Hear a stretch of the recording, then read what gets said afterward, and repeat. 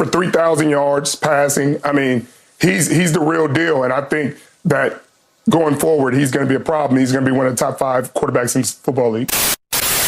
I just thank God for his grace and his mercy because I don't really deserve that, So a lot of work in the training room as well on top of that. But yeah, it's okay. I mean, no one's 100% towards the end of the year, and I'm just blessed enough to be able to play with my brothers. Let's freaking go. Houston Texans, nail biter. 20 seconds left in the game. They pull it out, 22-17. This Texans team, you're winning the close ones. I think that's your 7th or 8th consecutive game of it being decided by a touchdown. So these things are good. Why are they good? Only the great teams know how to win these close ones. And you beat a team like the Denver Broncos, like what? Like y'all, I believe the Broncos and the Texans are probably the 2 hottest teams in the National Football League, and the hotter team won. I mean, this was a back and forth game. A lot of good things happened for the Texans, and unfortunately, a lot of bad has also happened, and I think it's best that we go ahead and rip that Band-Aid. If you don't know, and now you know, Tank Dell has been placed on IR. I believe it's something with the fibula. I saw a fracture, I've seen broken, I've seen all types of things. We won't know, but something with the fibula. High chance he's going to be out for the season. Maybe there's a world where he'll come back for a playoff run if y'all are there, if y'all are ready.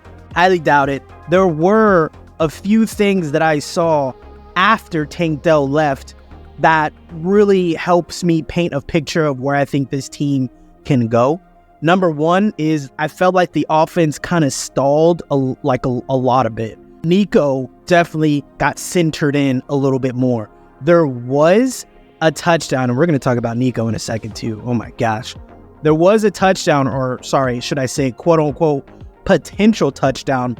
It was when CJ Stroud was rolling out. I believe this was in the 3rd quarter, maybe 2nd, but it was John Mechie. John Mechie was taking the place of Tank Dell.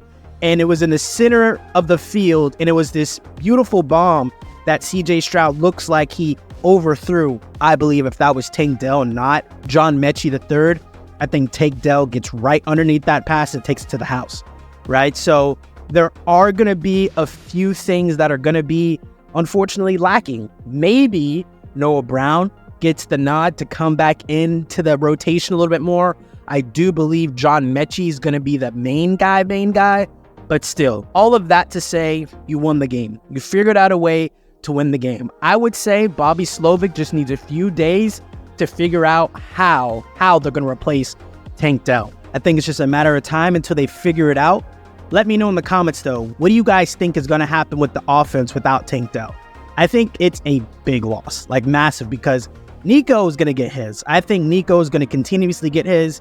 Nico is used in ways to where the offense, the concepts, just the way things work with coverages, Nico's going to be open.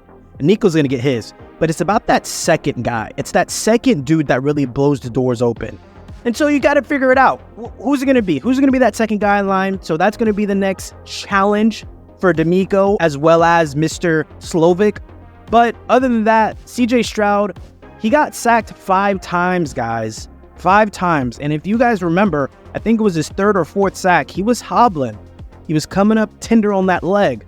So the offensive line, they got to put things back into perspective. Now, this Denver Broncos defense is no joke in the same light, but we don't want CJ Stroud getting hurt. This is what can happen. If a quarterback gets hit too many times, regardless of how your offensive line is really performing, whether they're good or whether they're bad, if the quarterback keeps getting touched, it's a matter of time, guys. CJ Stroud was able to get us 274 yards and a touchdown. Like I said, there were a couple of touchdowns that were left on the field. There was that goal line drive where Nico Collins, it was in the back right corner of the end zone, Nico Collins. It would have been a tough catch for him. It would have been a tough touchdown for him. But I think he would want that back. I think he gets that one 8 times out of 10. It was good coverage by the DB. But still, you won the game. I'm trying to pick holes. I'm trying to prot holes because now I see you guys as one of the gooder teams, the better teams in the National Football League, to where it's like, now we have to poke holes because everyone looks kind of great. I am a little skeptical over the running game. I do see that total between Dameon Pierce and Mr. Devin Singletary, we got about 77 yards rushing. Don't love those numbers. We do get in the end zone with Dameon Pierce. I did see something, though. I do love the idea of forcing Dameon Pierce with those 15 carries.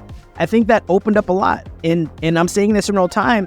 I think Dameon Pierce becomes the, how would you say, replacement for Tank Dell.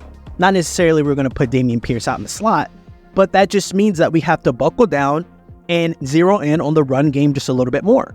And I think as long as we can open up play action, we're going to be okay. As long as a deep, heavy play action concept can be created, I just think that's the win-win, right? Dameon Pierce is going to get his, hopefully, at some point in time. This has been, I think, the second back-to-back game where the rusher doesn't get over 100. I know Devin had those 2 back-to-back games where he was getting over 100. Guys, let me know in the comments. Do you guys believe that Devin should be the guy, and that if Devin does have the full-time role, that he will get the 100? Or are you guys okay with how things are?